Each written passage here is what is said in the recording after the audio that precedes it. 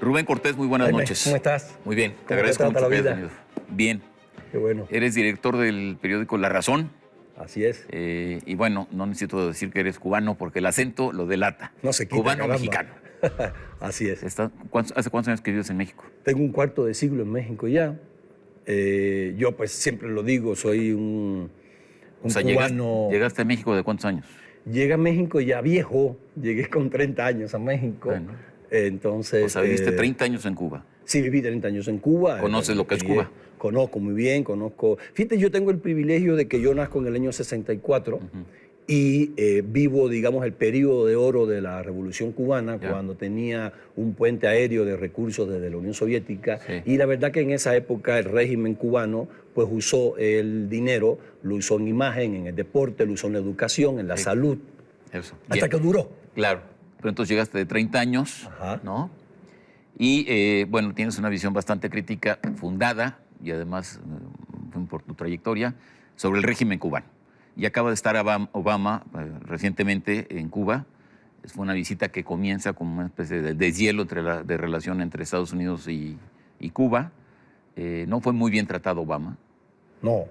Y entonces tú debes tener una visión crítica de esta visita de Obama y de las consecuencias. Muy crítica, yo creo que Obama está haciendo un regalo inesperado al sistema cubano. Yo creo que tiene buenas intenciones, pensando que si se abre, finalmente Cuba se va a tener que abrir. Yo creo que es no conocer el sistema cubano, es lo que le ha pasado a Estados Unidos con Cuba desde el año 59, nunca la ha entendido. Mira, ahora se habló del acercamiento de Obama. En realidad los acercamientos de Estados Unidos con Cuba, sobre todo con los gobiernos demócratas, ha sido desde el mismo año Kennedy, por ejemplo. Kennedy tuvo acercamientos muy buenos y cuando el acercamiento ya estaba ya que Cuba tenía que dar una respuesta, vienen los misiles. Ahora, instala Cuba los misiles. La gran diferencia es que estábamos en tiempos de la Guerra Fría. Claro. Ahora estamos en tiempos del fin de la Guerra Fría y aparte el régimen cubano está pasando por una serie de penurias como el pueblo cubano nunca antes vista. Están acostumbrados. Acuérdate que en el año 90, en los años 90, cuando el eufemismo de la gran crisis que le llaman el periodo especial, los cubanos dormían en el techo de las casas porque no había electricidad. Y pasó el tiempo. ¿Sabes qué pasa? El cubano está acostumbrado a vivir con muy poco. Y finalmente tiene muchos familiares en Estados Unidos y como se vive con muy poco, pues las remesas, que no son muchas, no son muchas, el cubano se ha acostumbrado, mira, es una sociedad tribal en el medio de Occidente. El cubano vive en 6 generaciones juntas en la misma casa. Y el cubano tiene algo, por mucha penuria que tenga, tiene algo que es básico en la vida, Jaime. Equilibrio en la vida. El cubano sabe si sucede una situación A, él sabe que le resuelve con una situación B y están acostumbrados a eso. Ahora, la apuesta de Obama, que puede ser una apuesta completamente equivocada, es que este mayor intercambio comercial entre Estados Unidos y Cuba, por ejemplo, se van a permitir que haya transbordadores, no sé, de Miami a La Habana, supongo. Y este mayor intercambio tendría un efecto, a final de cuentas, es la tesis de Obama, que iría como creando las condiciones para que hubiera una apertura del régimen cubano. Claro, en un país normal y en un país que tenga disposición a la apertura. Pero, por ejemplo, de la visita de Obama ya no se sabe nada en Cuba. Yo, por ejemplo, hoy por la mañana, ahí en internet, agarro una emisora cubana que se llama Radio Reloj Nacional, que tiene ya casi 100 años, y entonces que cada minuto dan noticias, y entonces no existe, es la misma, el cubano no tiene una alternativa informativa, no tiene acceso a nuevas formas de información. Llegó Obama, cantaron los Rolling Stones, y ya. O sea, pasó eso. No hay, y ya, claro, no hay una manera de retroalimentarse, no hay una manera de comentarlo. Ahora, se murió. Hay una oposición en Cuba. Está, por ejemplo, Joaomi, y hay otra serie de líderes de, no sé, de derechos humanos, que hay una oposición en Cuba. Es muy débil. Yo creo que la oposición real es la de Joanny, que tiene este portal que se llama 14 y medio, que finalmente sí tiene una interacción con cubanos de afuera, no con cubanos de adentro, porque los cubanos de adentro no tienen internet, no la leen a Joanny. Y la oposición cubana siempre ha sido, para mí resulta muy sospechosa.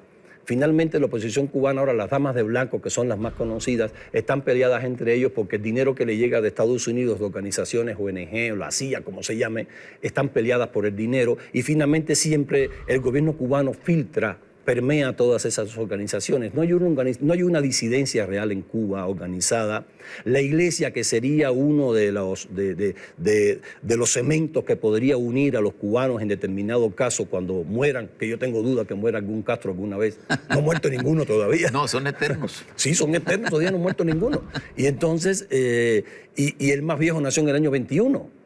Entonces sí es preocupante, ¿no? Entonces no une nada a los cubanos, Jaime, como en España, por ejemplo, unía el rey. En Cuba no hay una iglesia, no hay nada que una. A ver, pero la pregunta es entonces esa. Si así está ecuacionado el régimen, por una parte, y por la otra hay esta especie de conformismo del pueblo cubano, porque tiene una forma siempre de arreglarse, como tú lo dices, entonces es un régimen prácticamente inconmovible. Sí, es inamovible, tiene todo controlado y hay algo muy importante.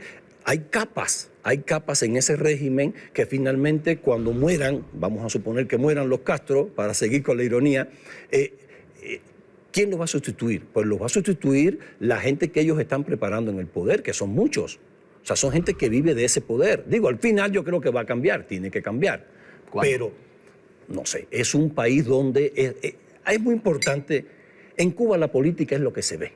Por eso todo el mundo estaba entusiasmado con Obama, los periódicos hablaban de llega Obama a Cuba para iniciar la transición democrática, acabó el deshielo, se cayó el muro del Caribe. Nunca hubo una señal de sistema cubano para que alguien escribiera eso. En honor a la verdad, ni siquiera Raúl fue a recibirlo. La misma visita de Obama ya era una señal, los Rolling Stones eran otra señal. Claro, pero el gobierno cubano nunca dio señales de decir yo me voy a abrir.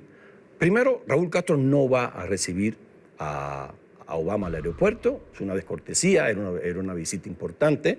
Había recibido al presidente de Ghana 2 días antes en el aeropuerto, de Ghana. Entonces, no fue para mandar el mensaje, hombre, él viene, pero yo no comparto esto. Y al día siguiente, en el periódico, el único periódico que se difunde en la capital del país, Tribuna de La Habana, el titular es: negro, ¿tú eres sueco? Sueco en Cuba es decirte, oye, no te hagas el tonto, ¿no? O sea, no te hagas el sueco. ¿Tú eres sueco? No te hagas el tonto. Entonces, ¿con Obama ahí? Con Obama ahí, una ofensa, decirle negro además, ¿no?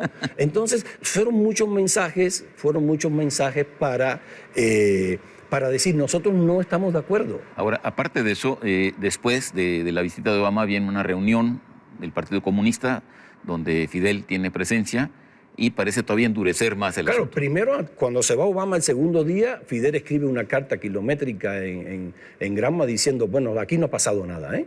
Y después el Congreso lo que hace es lo siguiente. El Congreso ni siquiera, es que la política en Cuba es lo que se ve, no hay sutilezas en el sistema cubano.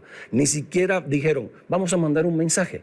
Vamos a seguir, Raúl Castro sigue siendo, yo no creo que fuera a retirarse ahora ni mucho menos, pero por lo menos que hubiesen puesto de vicepresidente o de tercero a un joven. Joven en Cuba es que tenga 60 años en ese sistema. No, ponen de vicepresidente a uno que tiene 88 y al otro que tiene 91. Pues eso es un mensaje muy duro de decir, nosotros no nos vamos a abrir, nosotros vamos a estar aquí. Yo creo que lo que ha sido es lo siguiente, el gobierno cubano ha comprado tiempo, se quieren morir tranquilos. La tiranía, la dictadura cubana, esta generación nonagenaria que está en el poder, se quiere morir en la cama. Bueno, vamos a la muerte. Eventualmente se tienen que morir. No, se van a morir. Primero Fidel, sí. A lo mejor primero Raúl, se van a morir, los dos. ¿Qué va a pasar cuando se muera? No sé, en España se murió el caudillo, se acabó el régimen. En Venezuela se murió Chávez, se acabó el caudillo y Maduro se está tambaleando. Entonces, ¿por qué no va a suceder eso en Cuba? Bueno, yo creo en Cuba hay un ejército muy fuerte. Quien dirige el país en Cuba, las organizaciones... En Venezuela también y en España lo había. No, pero en Cuba hay un ejército que ganó una guerra. En Cuba hay un ejército que ganó una guerra dentro de Cuba, que es la que lleva la revolución cubana, y un ejército que ha ganado guerras a 10.000 kilómetros de su frontera. En Angola, en Etiopía. Es un ejército aguerrido, un ejército con fuerza dentro del Estado cubano. Las empresas estatales son dirigidas por el ejército y entonces yo creo que va a haber una... Y dentro del ejército, por ejemplo, quien dirige las conversaciones de Cuba y Estados Unidos es un hijo de Raúl Castro, tiene 51 años, Alejandro. Y el que dirige la economía cubana desde las Fuerzas Armadas es un ex yerno de Raúl Castro. O sea, yo creo que ahora no lo hicieron porque era demasiado evidente. pero sí yo creo que va a haber una dinastía familiar. Ahora, una dinastía familiar, pero al final de cuentas en los regímenes donde muere el caudillo, porque finalmente el gran aglutinador es ahí, supongo yo, Fidel, cuando muere el caudillo, pues empiezan las diferencias y las pugnas por el poder dentro de esa misma estructura de poder. Claro, en Cuba se va a demorar, ¿eh? En Cuba yo creo que sí es monolítico el asunto, va... ¿Quién sustituye a mueren, Fidel como el gran eje? ¿Quién sustituye a Fidel como gran eje? Yo creo que va a morir primero, bueno, debe morir primero Fidel. Raúl Castro tiene 84 años. Todavía hay generales ahí, ganadores en la guerra de Angola, que tienen 75, 80 años. Yo creo que primero sustituye el ejército. Mira, hacer futurismos en Cuba, por eso me siento, con esta pregunta me siento inseguro, porque Cuba para mí es una cuestión muy pragmática. O sea, no se puede hacer futurismos en Cuba porque los cubanos no muestran el atisbo más mínimo para que tú puedas sacar una conclusión. La conclusión es que están en el poder, no lo van a dejar, Jaime. No hay transición en Cuba, no hay una transición por lo menos visible. Yo pensaba que ahora la transición iba a ser que iba a subir por méritos propios, debía haber subido el Comité Central, el hijo de Raúl Castro, llevó las conversaciones con Obama, o sea, era un mérito que tenía que... No lo hicieron por algo, yo creo que de aquí al año 18, que es cuando Raúl ya pactó que se va a ir, yo creo que entonces sí va a llegar al Comité Central porque muera alguien, porque haya una sustitución, llega de manera natural el hijo de Raúl Castro. ¿Y el elemento generacional ahí no cuenta? El elemento de generación. Bueno, el hijo. Sí, el hijo, pero el hijo es un... El hijo, bueno, que cambie, que piense diferente. Que piense diferente, sí. Sí, lo que no veo en Cuba es una democracia en los próximos 10 años. 10 años. No, una democracia estilo occidental, un cambio, no, yo creo que no. No lo va a haber. Yo creo que va a ser una transición a la Putin. Y el punto de quiebre no será entonces justamente la muerte de Fidel. No, la muerte de Fidel está muerto hace tiempo. Finalmente, ¿quién decide en Cuba? Fidel, Raúl, los dos, el Comité Central del partido, ¿quién decide? Pues eso, deciden los Castro, que tienen una nomenclatura muy fuerte a su alrededor. Son varios anillos, está Raúl y Fidel, hay otro anillo que están los otros compañeros de generación, y está un tercer anillo que son estos jóvenes liderados justamente por el hijo de Raúl Castro. Yo creo que por ahí va a ser una dinastía a la Putin, rotativa, una presidencia rotativa. Una vez está Medvedev en la Unión Soviética. Sigo diciendo la Unión Soviética. Y se nos acaba el tiempo, pero Putin es un hombre realmente fuerte en Rusia. No estás hablando de una rotación, estás hablando del hombre fuerte. Bueno, pero va rotando el presidente. Pero él siempre es el hombre fuerte. En Cuba yo creo que va a ser así. Yo creo que va a terminar un Castro. Yo creo que es Alejandro Castro, se está preparando, por algo llevó las conversaciones con Estados Unidos y para allá va. Pues con eso cerramos, se nos acabó el tiempo. Gracias, Jaime. Es que yo hablo mucho, perdón. No, hablaste perfectamente bien. Rubén, muchas gracias. Jaime, gracias. En Contexto, buenas noches. Hasta la próxima semana.